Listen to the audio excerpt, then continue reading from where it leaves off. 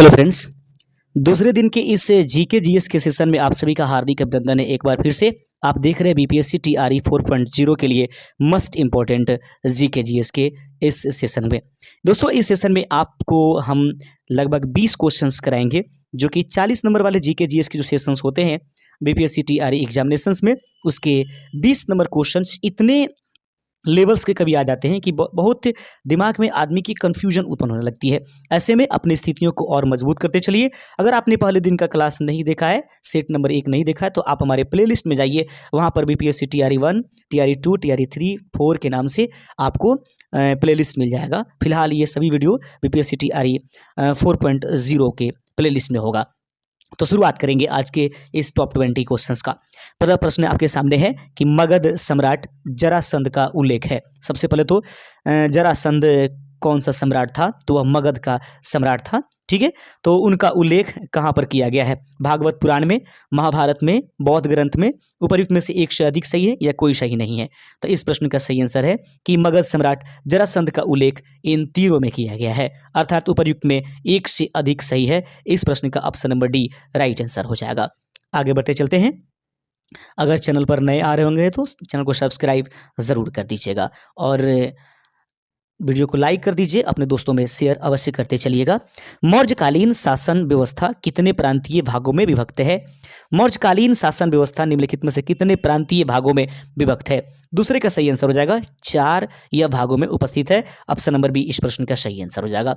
तीसरा number question आपकी screen पर है, प्रश्न को देखिएगा। बहुत बढ़िया क्वेश्चन है, एक और जबरदस्त क्वेश्चन आपकी स्क्रीन पर है। प्रश्न है कि मानव मस्तिष्क का कौन सा भाग भूख, प्यास और निद्रा का केंद्र है? यानी कि मानव मस्तिष्क का वह कौन सा भाग है जो भूख, प्यास और निद्रा को नियंत्रित करने का कार्य करता है? हाइपोथैलेमस, मिड ब्रेन या कार्पस कालोशन? तो या उपयुक्त में से कोई सही नहीं, एक से अधिक सही है या कोई सही नहीं है? तो तीसरे नंबर प्रश्न का सही आंसर है दोस्तों कि उपयुक्त में से कोई सही नहीं है, क्योंकि भूख, प्यास और निद्रा का जो केंद्र है या उसको जो नियंत्रित करता है वह होता है हमारे मस्तिष्क का सेरिब्रम। याद रखेंगे, सेरिब्रम इसका सही आंसर हो जाएगा। ऑप्शन नंबर ई इस प्रश्न का सही आंसर है, उपयुक्त में से कोई नहीं। आइए, चौथा नंबर क्वेश्चन आपके स्क्रीन पर है। प्रश्न है कि निम्न में से कौन अलौह धात्विक खनिज नहीं है? याद रखेंगे, यहाँ पर क्वेश्चन क्या पूछा जा रहा है कि अलौह धात्विक खनिज नहीं है। याद रखेंगे, तो अभ्रक, तांबा और सीसा उपयुक्त में से एक से अधिक सही है, कोई सही नहीं है। तो निम्नलिखित में से कौन अलौह धात्विक खनिज नहीं है? तो अभ्रक जो है वो अलौह धात्विक खनिज नहीं है। ऑप्शन नंबर ए इसका सही आंसर हो जाएगा। पांचवा नंबर क्वेश्चन आपकी स्क्रीन पर है, प्रश्न देखिएगा। निम्न में से कौन सा कर भारत सरकार द्वारा नहीं लिया जाता है? वह कौन सा कर है निम्नलिखित में से जिसको भारत सरकार के द्वारा नहीं लिया जाता है? याद रखेंगे, सेवा कर, शिक्षा कर, सीमा कर। तो याद रखेंगे, ये ऑप्शंस बड़ा कंफ्यूजनल है, इसलिए ऑप्शंस को जरूर पकड़ने की कोशिश करें। प्रश्न है कि निम्न में से कौन सा भारत सरकार द्वारा नहीं लिया जाता है? सेवा कर भारत सरकार द्वारा लिया जाता है, शिक्षा कर भी लिया जाता है, सीमा कर भी लिया जाता है, उपयुक्त में से कोई नहीं। ऑप्शन नंबर ई इस प्रश्न का सही आंसर है, क्योंकि सभी कर लिया जाता है और हमसे पूछा गया नहीं लिया जाता है, तो ऑप्शन नंबर ई इस प्रश्न का सही आंसर हो जाएगा। गलती से डी न करें, इसीलिए इस प्रश्न को सेट किया गया था। प्रश्न है छठा नंबर कि भारत के संविधान का भाग 4 किसके बारे में बताता है? प्रश्न आपके सामने है। चूंकि यह इंपॉर्टेंट क्वेश्चन है और हर एक टीचिंग एग्जामिनेशन की तैयारी करने वाले व्यक्ति को पता होना चाहिए, क्योंकि बच्चों को बताने की आवश्यकता इस प्रश्न की पड़ती है। ऐसे में प्रश्न है कि भारत के संविधान का भाग 4 किसके बारे में बताता है? तो छठे नंबर प्रश्न का सही आंसर है ऑप्शन नंबर सी, राज्य के नीति निर्देशक तत्व के बारे में संविधान का भाग बताता है। ठीक है, राज्य का नीति निर्देशक तत्व, चौथा नंबर ऑप्शन इस प्रश्न का सही, मतलब जो ऑप्शन नंबर सी था उस प्रश्न का सही आंसर है। सांसदों का वेतन कौन निर्धारित करता है? प्रश्न बहुत ही जबरदस्त है। सांसद लोगों का जो वेतन होता है उसका निर्धारण किनके द्वारा किया जाता है? ये प्रश्न आपके सामने है। इस प्रश्न का सही आंसर है सातवें का ऑप्शन नंबर सी। यह जो है सांसदों का वेतन जो निर्धारित करने वाले हैं उनको हम लोग संसद के नाम से जानते हैं। ऑप्शन नंबर सी इस प्रश्न का सही आंसर है। लीजिए, 8वां नंबर क्वेश्चन है, लोकसभा में शून्यकाल की अवधि अधिकतम कितनी देर हो सकती है? बहुत ही जबरदस्त प्रश्न।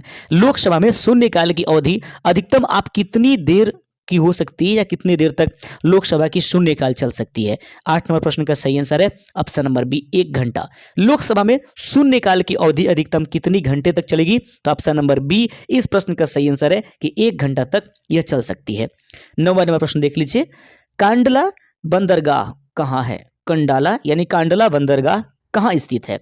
खंबात की खाड़ी में, कर्क रेखा पर, या फिर कच्छ का रण? उपयुक्त में से एक से अधिक सही है, उपयुक्त में से कोई सही नहीं है। तो दोस्तों याद रखिएगा कि जो ये कांडला बंदरगाह है दोस्तों, वह कच्छ की खाड़ी में उपस्थित है। याद रखेंगे, कच्छ की खाड़ी में यह उपस्थित है, जो कि ऑप्शंस में आपके पास दिखाई दे रहा है। कच्छ की रण में नहीं बल्कि कच्छ की खाड़ी में इसका सही आंसर हो जाएगा। ऐसे में इस प्रश्न का आंसर एक बार फिर से उपर्युक्त में से कोई नहीं सही आंसर है, क्योंकि कच्छ का रण दिया गया है और यहाँ पर कच्छ की खाड़ी इसका सही आंसर होता है। अगला क्वेश्चन आपके सामने है, भारत का प्रथम उर्वरक संयंत्र कहाँ लगा था? याद रखिए पहला प्रश्न। इसके बाद आपके पास 10वां नंबर क्वेश्चन है कि भारत का प्रथम उर्वरक संयंत्र कहाँ लगा हुआ था? इस 10वें का सही आंसर हो जाएगा ऑप्शन नंबर बी कि भारत का प्रथम उर्वरक संयंत्र जो है दोस्तों वह सिंदड़ी में लगा हुआ था। ऑप्शन नंबर बी इस प्रश्न का सही आंसर है। 10वां का ऑप्शन नंबर बी सिंदड़ी इसका राइट आंसर हो जाएगा। 11 नंबर क्वेश्चन चलते हैं दोस्तों, आपके स्क्रीन पर है। प्रश्न है कि निम्न में से कौन सा स्थान कॉपर खनन से संबंधित है? यानी कि तांबा की खनन सर्वाधिक रूप से की जाती है उस स्थान से, तो वह कौन सा स्थान है जहां पर कॉपर का खनन से संबंधित उस स्थान को जाना जाता है? इस प्रश्न का 11 नंबर प्रश्न का सही आंसर है ऑप्शन नंबर बी खेतड़ी। निम्न में से कौन सा स्थान कॉपर खनन से संबंधित है? खेतड़ी, जो कि राजस्थान में उपस्थित है। आइए बढ़ते चलते हैं अपने अगले क्वेश्चन की तरफ। अगला क्वेश्चन है, किस राज्य में सबसे अधिक रेगूर मिट्टी होती है? बहुत बढ़िया क्वेश्चन है।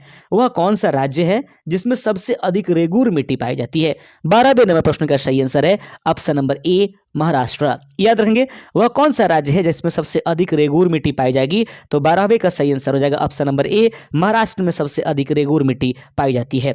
12 नंबर का ऑप्शन नंबर ए सही आंसर हो जाएगा। अगला क्वेश्चन है दोस्तों कि भारत के किस राज्य में मानसून का आगमन सबसे पहले होता है? भारत का वह राज्य कौन सा है जहां पर मानसून का आगमन आपको सबसे पहले दर्शन हो पाती है? तो उस राज्य का नाम आप सभी जानते होंगे, केरल है। ऑप्शन नंबर ए नहीं बी इसका सही आंसर है कि भारत के किस राज्य में मानसून का आगमन सबसे पहले होगा? तो ऑप्शन नंबर बी इस प्रश्न का सही आंसर है। केरल राज्य में सबसे पहले मानसून का आगमन होता है। 14 नंबर प्रश्न आपकी स्क्रीन पर है कि कोशिका की आत्महत्या की थैली निम्नलिखित में से किसको कहेंगे?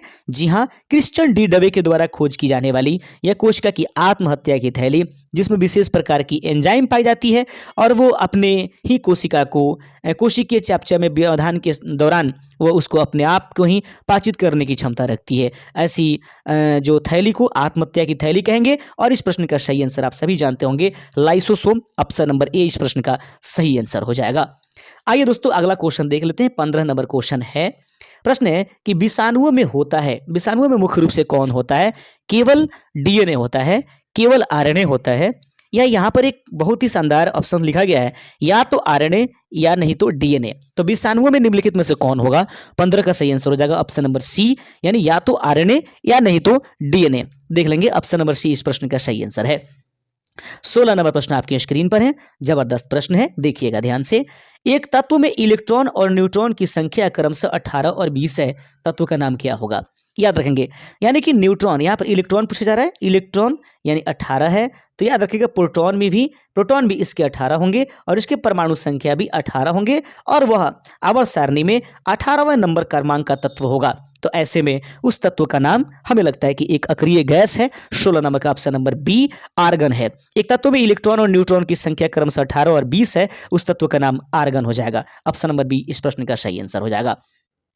आइए देख लेते हैं अगला नंबर क्वेश्चन। हाइड्रोजन तत्वों में सबसे अधिक अभिक्रियाशील है। हाइड्रोजन तत्वों में सबसे अधिक अभिक्रियाशील निम्नलिखित में से कौन है? वो फ्लोरीन है, क्लोरीन है, ब्रोमीन है। उपयुक्त में से एक से अधिक सही है या उपयुक्त में से कोई सही नहीं है? तो देखिएगा कि हाइड्रोजन तत्वों में सबसे अधिक अभिक्रियाशील कौन होता है? तो हाइड्रोजन तत्वों में सबसे अधिक जो अगर आपको पाया जाएगा जो अभिक्रियाशील है उसका नाम फ्लोरीन है। यानी कि फिर, कल, बाहर, आई, आंट, इस तरह से याद करते हैं ना हाइड्रोजन तत्वों को, तो उस कंडीशंस में आप याद रखिएगा फ्लोरीन सबसे अधिक अभिक्रियाशील है, जो कि हाइड्रोजन तत्व वर्ग नंबर 17 का पहला ही तत्व होता है।